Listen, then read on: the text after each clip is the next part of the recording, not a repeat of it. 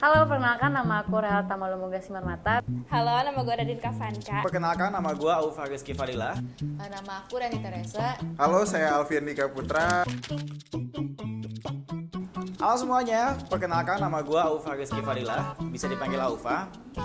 Gue di sini sebagai presiden LSPR TV dan saat ini gue akan menjelaskan sedikit tentang produser dari program-program yang ada di LSPR TV. Halo, perkenalkan nama aku Real Tamalumuga Simarmata, biasa dipanggil Tama. Aku sebagai trainee post production, tapi di sini aku membawahi head of editor program. Halo, saya Alfian Dika Putra. Saya head of asisten produser equipment atau asisten produser 1. Nama aku Rani Teresa. Aku di sini sebagai administrator dari SPTV. Di sini aku mau jelasin tentang Aspro 2, yaitu sebagai administrator. Halo, nama gue Radin Kavanka, S program kreatif dan gue membawahi head of kreatif. Oke, head of editor program. Jadi tergantung dari programnya. Masing-masing head of editor program itu dia akan mengkontrol ketika produksi ataupun ketika post production, tapi lebih ke post productionnya. Nah, biasanya kalau misalnya editor-editor dari member ini nanti kan akan di-blast. Nah, cuman kalau editor-editor dari member ini misalnya ada kendala untuk ngedit, yang akan membantu adalah head of editor, ataupun misalnya editor-editor dari member ini tiba-tiba nggak bisa ngedit dari hasil bahan yang kita produksi, head of editor yang bertanggung jawab untuk mengedit bahan tersebut dan juga akan mengirimkan file yang sudah diedit itu ke trainee post production untuk dinaikkan ke YouTube gitu. Iya, jadi pekerjaannya untuk Aspro 2 itu kalian yang pertama itu bakal nyatetin hasil-hasil rapat kalian. Jadi kan kalian setiap bulan minimal itu satu produksi. Nah, tugas kalian itu adalah untuk nyatetin siapa aja produksi, orang-orangnya, membernya, lalu juga kapan produksinya, yang kayak gitu. Kalian bakal catat, terus kalian kirim ke aku dan untuk dan setiap akhir bulannya bakal kalian rekap juga. Selain produksi, kalian juga harus nyatetin hasil-hasil rapat kalian. Jadi kan dari produksi-produksi itu pasti kalian ada pre-production kan. Nah, jadi untuk para admin 2, pekerjaan kalian itu lebih banyak ke pre-production, dimana kalian itu catetin semua perencanaannya. Lalu hasil rapatnya bakal dikirim ke aku juga gitu. Kalau Aspro Equipment yang pasti dia harus on before time datangnya setiap produksi. Jadi kalau setiap program kan punya jadwal produksi masing-masing dan setiap di jadwal produksinya itu dia harus kurang lebih datang sejam atau 2 jam sebelum produksi. Jadi dia dapat mempersiapkan segala keperluan yang dibutuhkan dari program tersebut gitu. Head kreatif itu kalian ini membuat suatu konten dari beberapa program yang ada di LSPR TV dan kalian bakal kasih tahu, kalian nanti bakal rapat di salah satu grup itu dan kalian bakal ngasih tahu apa sih konten program kalian yang bakal kalian nantinya produksi.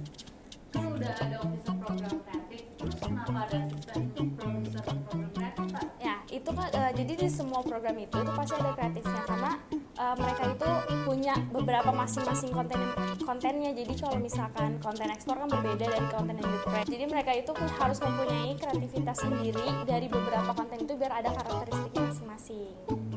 Oke, produser itu di setiap program itu berkewajiban sebagai penanggung jawab sebenarnya. Penanggung jawabnya itu dalam artian dia akan mengatur, dia akan melit sebuah ide-idenya dan bahkan bisa dibilang dia itu kayak kepalanya dari sebuah program itu. Dia yang punya rencananya, dia yang punya garis besar sama tentang itu program itu mau dibawa kemana sih, mau bikin produksinya seperti apa.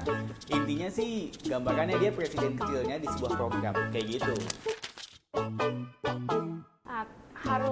Pastinya harus kreatif, terus habis itu fast response sih sama kalian. Yang penting ngerti harus pinginnya kayak gimana, udah langsung nge-build up kreativitas kalian sendiri gitu. Tapi harus benar-benar apa namanya, kalau pingin apa sih namanya, lupa.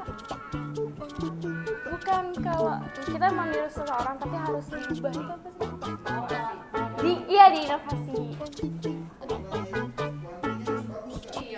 Oh, untuk Wanti nggak usah nggak apa-apa sih. Jadi untuk tadi gue lupa.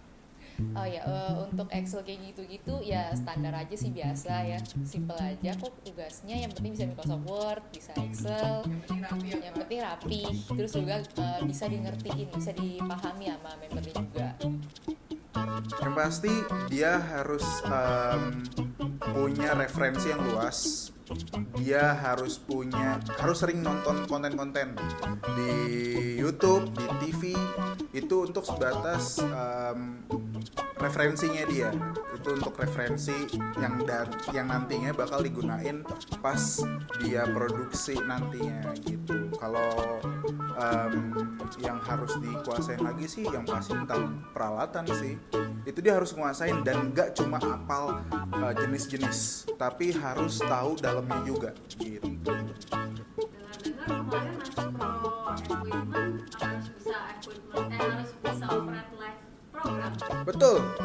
Jadi kalau kita sekarang di LSPR TV itu Aspro Equipment nggak cuma ngurusin seputar peralatan aja, jadi ngurusin seputar produksi juga. Kayak contoh dalam era pandemik ini kan Aspro Equipment itu nggak tahu lah harus seperti apa. Berarti dia harus bisa ngakalin, harus bisa mementingkan produksinya harus lewat platform apa. Salah satunya adalah dengan live. Nah, Aspro Equipment itu harus bisa mengoperating live stream yang nantinya dengan sistem satu yang outputnya nanti di YouTube LSPR TV yang sekarang sedang berjalan. Terakhir ada produksi dari LSPR TV yaitu Explore kalau nggak salah. Oh enggak dong, kalau harus bisa apa aja, yang pasti produser itu harus selalu ada ya, harus selalu ada produser itu. Soalnya kalau produser itu dia kan sebagai penanggung jawab, jadi kapanpun dia dibutuhinnya sama teman-temannya, sama membernya, dia itu harus selalu bisa ngayomin lah, intinya sih yang pertama itu. Kalau untuk masalah editing, terus kalau yang lain-lain dia bisa belajar kok, nggak harus kalau produser itu. Gitu. Oke, kalau syarat-syarat tuh udah pasti ada, yang pasti kalian udah harus bisa ngedit. Dan yang kedua, ini jarang banget sih sebenarnya dihimbau sama trainee-trainee post production yang lainnya ataupun dari yang tenang-tenang sebelumnya, bahwa head of editor tuh bukan berarti bolong-bolong cuma bisa ngedit doang, tapi kalian juga harus bisa ngedesain. Misalnya kalian pengen request atau nggak customize thumbnail sendiri untuk di YouTube, itu bisa banget head of editor. Jadi kalian yang pengen brandingan programnya kalian sesuai dengan yang kalian pengen, itu kan harus bisa ngedesain juga biar thumbnailnya lebih bagus. Tapi memang trainee post production yang akan ngedesain, cuman kalau kalian pengen request itu boleh banget. Terus seenggaknya kalian juga ngerti alat-alat seperti misalnya audio atau lighting. Jadi setidaknya kalau tidak ada bahan yang untuk diedit, misalnya member yang edit, kalian bisa membantu pada saat production gitu. Kalau kita langsung bahas ke minusnya aja deh. Nah, kalau minusnya itu yang pasti bakal ada revisian mulu dikasih, terus revisiannya itu nggak nanggung-nanggung, pas kayak banyak gitu. Terus mungkin apalagi ya, pasti kalau ada apa-apa tuh yang langsung ditanya itu langsung head of editor gitu loh. Yang misalnya programnya belum kelar nih editannya, yang dikejar adalah head of editor. Tapi kelebihannya itu adalah udah pasti adalah NAP itu ya udahlah, semua orang udah tahu kali ya. NAP itu udah pasti. Terus keuntungannya juga kalian jadi bisa ngumpulin portofolio. Jadi misalnya nanti kalian magang, kalian kerja, kalian punya portofolio tuh kalau kalian tuh pernah jadi head of editor. Misalnya kalian juga nanti di CV itu kan kalian ada work experience gitu ya, atau nggak ya experience lah, pokoknya kalian bisa cantumin gitu loh, head of editor program apa. Jadi kan kayak lebih kece gitu loh guys. Terus kalian lebih punya wewenang gitu di program gitu guys. Kalau jadi editor bisa modus-modus gitu ya. Waduh, tapi rata-rata editor jangan sih yang modus, karena kebanyakan depan laptop gitu jadi kayak susah. Biasanya produser sih, iya nggak Pak? Iya, gitu. Plus minusnya, plusnya pas hari H produksi ya kalian lebih bisa ke mantau-mantau aja sih. Jadi kan kalau ada kayak yang Aspro 1 yang tentang equipment kan mereka tanggung jawab sama equipment gitu kan, kayak mereka kayak fokusnya tuh kayak tanggung jawab banget gitu kan. Tapi kalau kalian itu lebih tanggung jawabnya itu lebih ke data-data gitu. Jadi pas hari H itu kalian bukan bagian job desk yang terlalu fokus gitu. Jadi kalian tuh bisa sambil merhatiin semuanya lah, misalnya gitu. Minusnya itu akhir bulan pasti aku minta sesuatu ke kalian. Jadi kalian harus siap aja sih aku tagih-tagihin gitu kan, hasil rapatnya mana gitu kan, hasil konklusi dari uang kasnya per bulan itu siapa aja yang udah bayar kayak gitu, itu pasti aku tagihin ke kalian. Kalian tanggung jawab juga sama uangnya itu. Kak, kalau nggak bayar uang kas boleh nggak? Nggak boleh, nanti dia marahin sama Alfa. Plusnya adalah jadi jauh lebih mendalami produksi itu tuh seperti apa. Jauh lebih bisa merasakan orang-orang di balik layar yang tertutup dari kehausan orang-orang. Kayak orang pasti kalau ngelihat produksi, oh aku pengen jadi orang kreatif, aku pengen jadi produser. Sebenarnya Aspro Equipment itu harus mendasari dua itu juga gitu. Jadi harus bisa kreatif juga karena referensinya. Terus yang kedua dia harus bisa ngelit sebagai referensi untuk produsernya. Jadi dia harus bisa skill-skill yang didasari oleh 3 Aspro atau produser lainnya gitu. Kelebihan dari Aspro Kreatif itu enaknya di sini kalian itu bisa kayak ngeliat kayak ngajuin keinginan kalian gitu loh. Terus kalian bisa kayak ngasilin sesuatu hal yang baru, terus dilihat sama banyak orang.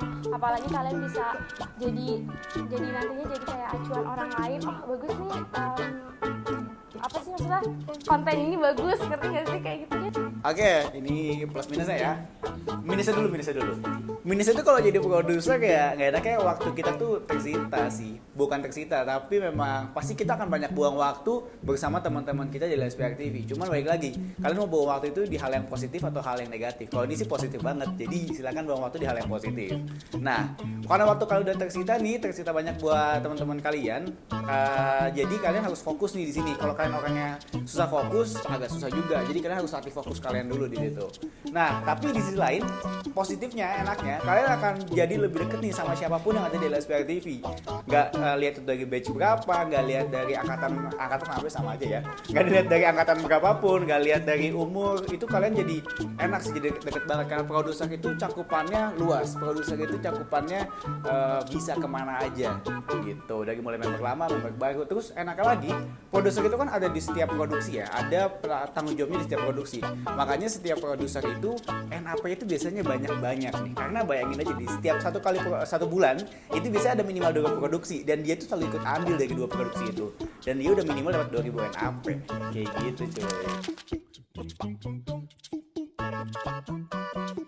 Oke, sebelum tayang, sebenarnya sih ini nggak mesti kapan ya, nggak ada waktu tepatnya kapan head of the editor harus ngasih hasil revisiannya ke trainee post pro. Tapi yang pasti kalau misalnya udah dikasih revisi, itu setidaknya itu paling maksimal banget 1 minggu. Jadi ibaratnya 1 minggu tadi editing cut to cut, bahkan kalau udah bisa sama online, ibaratnya 1 minggu lebih itu udah online offline, terus minggu lagi tuh revisi, jadi totalnya 2 minggu. Jadi seenggaknya bisa kekejar tuh produksi sebulan 2 kali. Jadi kan kalau misalnya 2 minggu udah kelar ngedit, ya berarti 2 produksi naik tuh kalau misalnya 2,5 minggu udah kelar.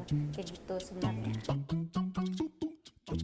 Kalau kalian mau nagihin uang kas bisa banget tuh. Kalian tuh harus kasih banyak cara. Kalian bisa bayar lewat GoPay, lewat Grab gitu kan, lewat credit card gitu kan. Semua cara harus kalian coba gitu ya. Mau kalian tagih langsung, lagi lewat chat, telepon, silahkan kalian coba. PayPal bisa kan PayPal? Kalau PayPal kayaknya nggak bisa deh. Dapat cashback nggak kak? Dia lagi kan ada cashback ya, nggak ada. Kalau produser itu dia lebih ke anggapannya kalau dari kayak buah itu ya. Kalau buah itu dia tuh kayak mengkuliti kalau produser itu. Nah, jadi dia tuh kayak tahu semuanya. Dia tuh kayak harus tahu semuanya. Dia tahu tentang gambaran luasnya, gambaran umumnya. Nah, dia butuh asisten produser itu supaya tahu lebih dalamnya itu seperti apa sih. Nah, asisten produser ini yang lebih detail nantinya, lebih detail ke perinciannya. Jadi kayak gitu. Kalau yang ngebedain antara produser sama asisten produser.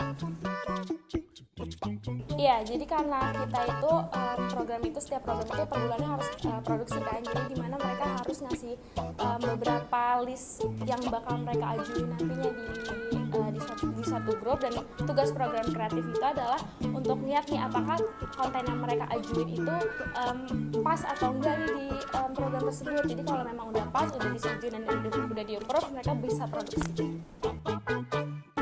Kalau mau minjem alat, segala fasilitas studio yang ada di LSPR maupun LSPR Transpark maupun LSPR Sudirman Park, itu kalian bisa ke tinyurl.com/LSPR Media Centre.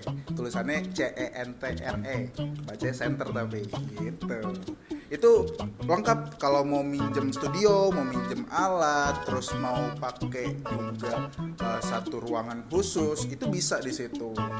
Nah, itu wajib buat member maupun student nanti yang mau memakai fasilitas tersebut harus mengsubmit form lewat tinyurl.com/LSPR Media Center.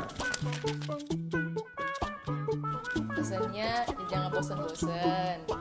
Kalau ya ini kan kayak tanggung jawab buat kalian, jalanin aja. Kalau yang mau daftar Aspro Equipment, yang pertama yang jelas harus disiplin, banyak belajar, dan yang pastinya bertanggung jawab dan hasrat keingin tahuannya itu tinggi. Gitu sih. Buat yang mau daftar Aspro 3, kalian gak akan nyesel banget buat daftar ke sini, karena di sini tuh benar-benar fun banget, dan kalian bisa ngajuin ide-ide kreatif kalian semua di sini. Terus habis itu kalian ada medianya lagi untuk ngajuin ide-ide kalian. Jadi jangan lupa daftar Aspro 3. Pesannya nggak usah, sama sih kayak pesan nih training post pro, nggak usah takut-takut, nggak usah insecure dari antara semua head of editor program lainnya, karena kan kalian pegang program masing-masing, itu taste-nya pasti beda, warna programnya beda, jadi jangan takut kalau misalnya kelihatannya kayak beda gitu, karena justru kalian belajar di sini gitu kurang lebihnya. Oke, buat kalian mau daftar produser, percaya diri aja, mau belajar, jangan malas-malesan, terus lihat ke depan, lihat prospek ke depan. Jangan kalian jadi produser itu cuma lihat gimana sih produser kali ini, tapi kalian harus punya pandangan ke depan. Pas kalian mau jadi produser, kalian at least, let's say kan, saya kan associate explore kemarin. Pas kamu jadi produser explore, kamu lihat nih setahun ke depan explore tuh mau dibawa kemana, ataupun kamu jadi produser apapun, lihat program itu satu tahun ke depan kamu bawa program ini kemana. Harus bisa inovasi dari tahun-tahun sebelumnya, harus bisa jauh lebih bagus dari tahun-tahun sebelumnya. Pokoknya tetap semangat, jangan pernah menyerah, dan stay productive.